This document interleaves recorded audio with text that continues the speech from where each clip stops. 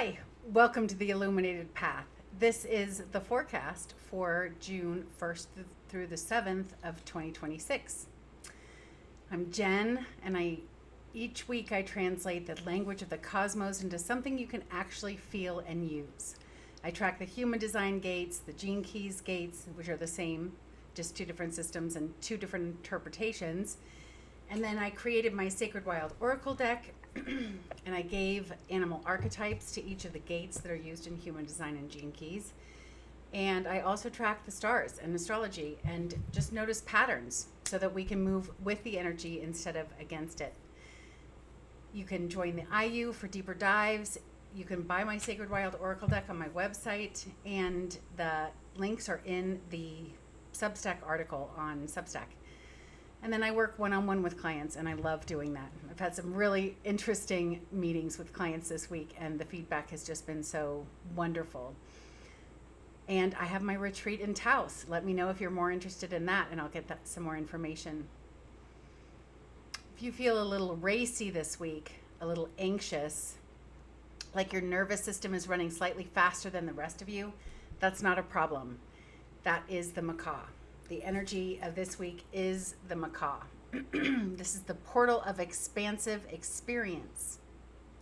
Gate 35 opened on June 1st, and it carries the energy of hunger, restless and alive, always scanning for the next experience, the next piece of information, the next thing that might finally make sense of everything. The macaw is not quiet or still. It bursts into view in a flash of color and sound, and it wants more of everything. More input, more connection, more story, more life. That energy is not wrong. It is actually one of the most creative forces in the human design system.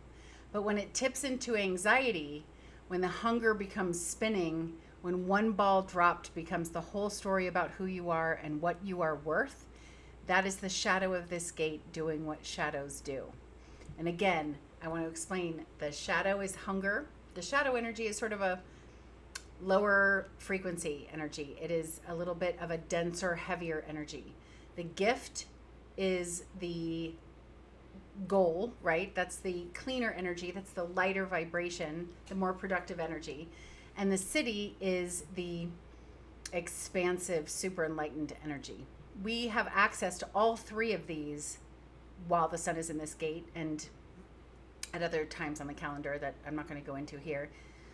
But that little part that I just wrote right there about when it tips into anxiety, that was me 2 days ago. One ball dropped and the whole thing off I went and felt like I was losing the whole system. So I'm living this right with you. The shadow of gate 35 is hunger without presence. It is the seeking that never lands, the collecting that never becomes enough, the frenetic movement that mistakes speed for progress. If you have noticed yourself this week moving fast between tasks and still feeling behind, or taking in more information than you can actually process, or catching yourself in a spiral that started with one small thing and suddenly became about everything, you are not broken. You are in the energy of this gate. This is also the week that Mercury moves into Cancer, and that combination is worth paying attention to. Mercury is communication, Cancer is emotions, in very simple terms, and the macaw wants to gather and move and talk and connect. Mercury in Cancer wants to feel its way through, to remember to go slow enough for something to actually land. There's a productive friction there if you let it work. Let the macaw bring this in. Let Mercury in Cancer ask which ones are actually worth holding. So the energy of these gates are asking you to be discerning. What is worth your time this week? What is actually as important as the value you are giving it to? Here is the thing about the macaw that the shadow wants you to forget. Every single experience is medicine. That is the transmission of gate 35. These things aren't happening to you, they're happening for you. There is an opportunity in every experience. This does not mean that we bypass the pain or leap to, oh my God, how is this for me, when we're having an emotional response to something. But there is ultimately a lesson that will come out of the things that we go through as human beings.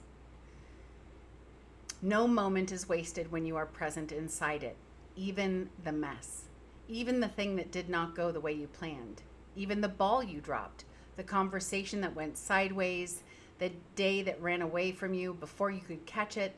The macaw does not judge its own fight, it flies. And the gift, the actual gift of this energy when you stop fighting it, is adventure. The willingness to be inside your life fully, all of it. The color and the sound and the complexity and the joy without needing it to look different than it does. Your nervous system is not broken this week. It is responding to this gate that moves fast. The invitation is not to slow down. It is to stop making speed mean something about your worth. Venus conjuncts Jupiter in Cancer on June 9th, just ahead, and that is a genuinely warm moment coming after this week's frenetic opening. Something will soften. Something that has been braced will find a little more room. Let the macaw carry you through the week and trust that the landing is close. So the way I use these energies is when I think of like, what am I feeling as I'm running around and I realize I forgot this, or I raced in the house today, frantic that I was late for someone, and I was like, oh my God, I'm right here. Here's what I owe you. And she was like, that's tomorrow. And I was in full-blown panic that it was today. And anyway, I just lost track of time, which I do often. And it brings up panic. But what does that panic mean about me? Does it mean I'm time blind, or does it mean that I'm irresponsible or flighty? I get to decide.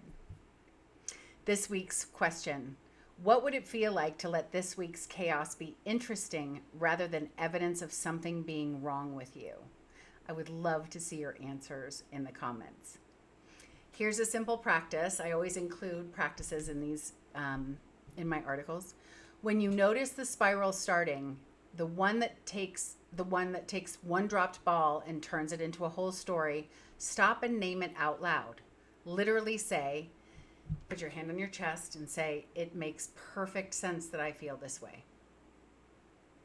This is the macaw. And then ask yourself, what is actually true right now in this moment? Not in the story, but what is actually true. Anxiety is difficult to fix. You don't have to fix the anxiety. You just have to stop feeding it the evidence that justifies the feeling. The IU companion for this week goes deeper into the macaw's medicine, including a somatic practice for the hunger energy, journal prompts, and a personal transmission on what it means to let the mess become the medicine. Thank you for being here. Take good care of yourself and take good care of others.